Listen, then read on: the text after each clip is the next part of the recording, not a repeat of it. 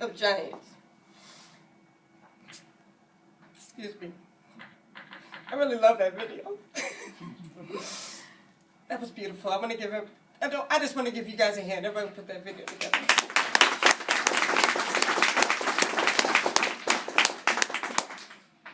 You are the legacy of Kathy Williams, the Buffalo soldier who enlisted in the Army as William Kathy. You're the vision of Henry O. Flipper, who endured silencing just to open doors. You're the strength that propelled Sergeant William Carney as he carried the American flag to safety, and the wind that carried Chappie James, who flew through the ranks to be our first African-American four-star general. And you think Jackie Robinson was just a baseball player? Think again. His court-martial helped bring civil rights to the military. And never forget Petty Officer Dory Miller, who claimed hero status in World War II. March on, my brother. March on, my sister. Your work is not done and the battle's not won. When you get weary, think on Marsha Anderson. She's our first African-American female two-star general. Think on Iraq hero Sergeant First Class Cash, who died still fighting to get his Medal of Honor. Get inspired by General Colin Powell, our first black Secretary of State, our Command Sergeant Major Michelle Jones, the first black female enlisted leader of the Army Reserve, or even General Lloyd Austin III, former commander of the U.S. forces in Iraq. Yes, march on, my sister, march on, my brother, because you have the power of the 761st and the honor of the Buffalo Soldiers. You are the dreams of the Tuskegee Airmen and the strength of the 52nd Defense. Yes, your service seems like a struggle, and your fire is growing colder, but stay encouraged, because someday, someone may stand on your shoulders. So before I continue, I just want to thank you for inviting me here today to be your guest speaker. I don't take it lightly. I count it as an honor to be here today to stand before you, and I count it an honor that I was asked to be here today. So thank you very much. I also want to thank my daughter for coming to hear me today, because she's never heard me give a speech like this before. So I'm glad she's here. And I want to thank my station members, my service members who came out to support today. So thank you very much. It means a lot that you're here.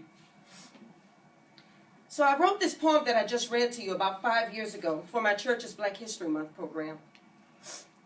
And I refer to it every time I need encouragement or when I need a reminder how far we've come as a military and as a people.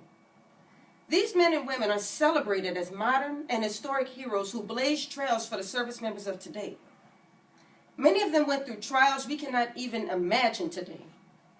Yet, unfortunately, some have forgotten these trailblazer struggles. Others might think their struggles were only a thing of the past, an interesting history story that's insignificant to this day and age. Today, I submit to you that thinking couldn't be any further from the truth. Let's put it into context. In 1963, long before Dr. Martin Luther King marched from Selma to Montgomery, a man named Medgar Evers was gunned down in front of his family because of his efforts to register men to vote. His efforts helped set the stage for the Voting Rights Act of 1965, leading to his widow attending and speaking at the first African-American president's second inauguration. Let's look even further back in history at the 332nd Fighter Group and the 761st Tank Battalion. Some might know them a little bit better as the Tuskegee Airmen and the Black Panthers. Those who served at Balad Air Base, Iraq, as you know, I served there 4 years. Anybody else ever been to Balad? Has anybody ever been to the headquarters in Balad and saw all the photos? When I found out that I was going to Balad, I always look up the unit I'm going to. And when I saw that the 332nd was actually the Tuskegee Airmen, I was like excited. And so when I went to that headquarters, I was even more excited to see all the pictures that were hanging on the walls. And if you've seen those pictures, you would have seen this all-black unit exercising together, serving together, knowing that their success would set the stage for future African-American pilots. The Black Panthers set out on a different path, but they had the same goal. Anybody ever been to Fort Hood? Has anybody ever been to the Rivers Building? Anybody know what the Rivers Building or who the Rivers Building is named for? Well, I'm about to tell you. Despite General Patton's belief that a colored soldier couldn't think fast enough to fight in armor, the Black Panthers fought valiantly for 183 straight days, liberating Europe, the longest any one unit would spend in battle. The Black Panthers would earn 7 silver stars for valor, 3 of them were given posthumously, 56 bronze stars for valor, 246 purple hearts, and much later, 1995 to be exact, the Presidential Unit Citation. Today, buildings at both Fort Hood and Fort Knox stand in honor of Staff Sergeant Reuben Williams, who was awarded the Medal of Honor posthumously in 1997. He's actually buried in France, just one country away. And soldiers of all nationalities run down 761st Tank Battalion Avenue during physical training at Fort Hood. Anybody remember that street? You always close it off so we can do PT? Fort Hood is an interesting place in history. Located in the heart of Texas, countless African-American soldiers earned their stripes there, and I'm not just talking about rank. These service members who came before us endured some of the harshest racism they would ever encounter. Then Lieutenant Jackie Robinson, whom I referenced in my poem earlier, was court-martialed there for refusing to give up his seat on a post shuttle to a white woman. He actually beat that court-martial, and that led to him leaving the Army. I interviewed a Tuskegee Airman back in 1997 while I was stationed at Fort Knox. He'd served at Fort Hood. He told me his experience there was so bad that when the unit was invited back to the post years later to be honored, that he didn't want to return. He said he wasn't going. He was actually serving at Fort Hood at the time that Lieutenant Robinson was court-martialed. After some convincing, he did attend the celebration and admitted that he was surprised at the outpouring of love that the unit received. He knew then that times had changed. But have times truly changed? As my heart swells with pride at the strides that we have made as a people, I often stop and ask myself that if our ancestors came back today, would they be happy with what they saw? I mean, sure, many of us are living the dreams of our forefathers, having more African-American millionaires than ever before. We have 15 African-American CEOs of Fortune 500 companies. We have 3 African-American generals and countless African-American leaders. But how many of us even know that? Unfortunately, Black history continues to be taught in neat little chunks during the month of February, often about the same people. Speaking for myself, I learned Lift Every Voice and Sing at the age of 8. I read Langston Hughes in high school. I studied the Harlem Renaissance in college. But I was an adult before I truly understood the pains of apartheid in South Africa, before I learned the history of the insulting Black Pete character in Amsterdam, and uncovered the secrets of the Black Zulus and the cruelty of King Leopold toward the Congolese nation right here in Belgium.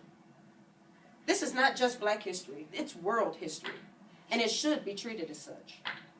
Today, more African-American men and women have higher level degrees than ever before, but only a fraction of us can intelligently speak on the Black heroes who helped shape not only the United States, but the world as a whole. This is why observances such as this today are important. Not only do we educate ourselves and those around us about the beautiful yet sometimes horrifying aspects of Black history, but perhaps something said, something read, or something seen will spark a thirst for more knowledge. A motivation to be great because of those who came before us. An inspiration to carry on the dreams of our heroes of yesterday while building up more heroes for the next generation. Now you might think, this is the 21st century. Why do we need to build heroes?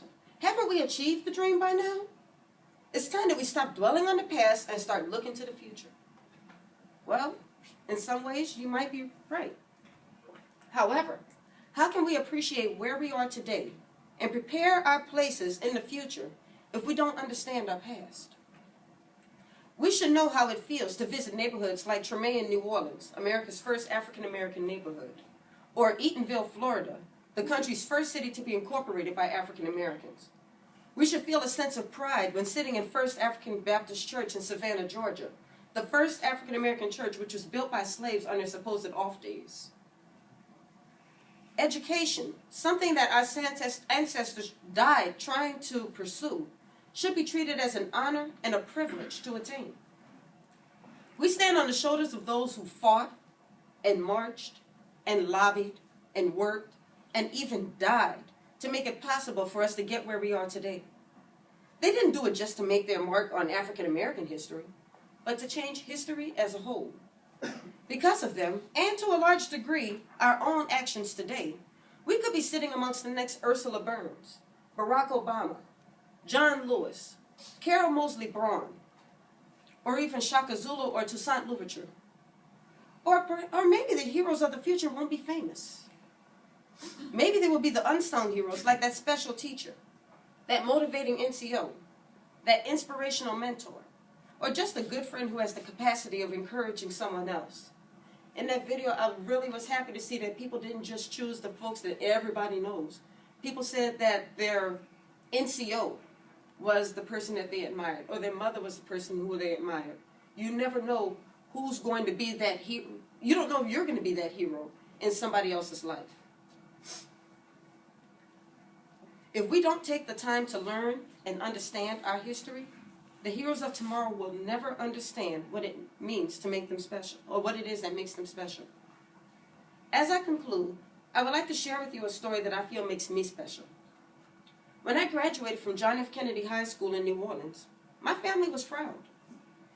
However, what made my grandmother most proud was the fact that I had been accepted to Loyola University.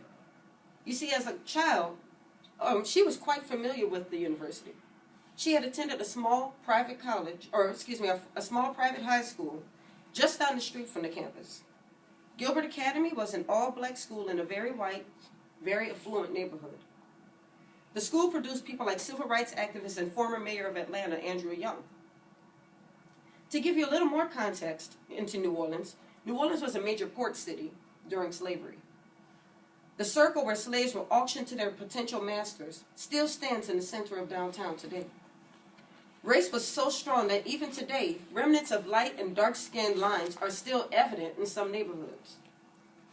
The residents who lived near my grandmother's school had tried for years to close Gilbert, and finally succeeded a few years after she graduated. The day I started attending Loyola was the first time my grandmother had ever set foot on that campus. My grandmother didn't break any records. She wasn't the first African American anything. Yet for her to see me attend a college that she could only dream of, that she often says she wasn't even allowed to so much as look at, is a memory I will forever keep with me because of her. I, along with my parents, who are both retired Air Force NCOs, was the sum of what she went through for an education. We are the sum of our ancestors' dreams, and our children will be the sum of our dreams. It's stories like this that must be told. Most people who changed history didn't do it for the glory. They didn't do it for the fame. They did it because they saw an opportunity for change, and because of their efforts, that change happened.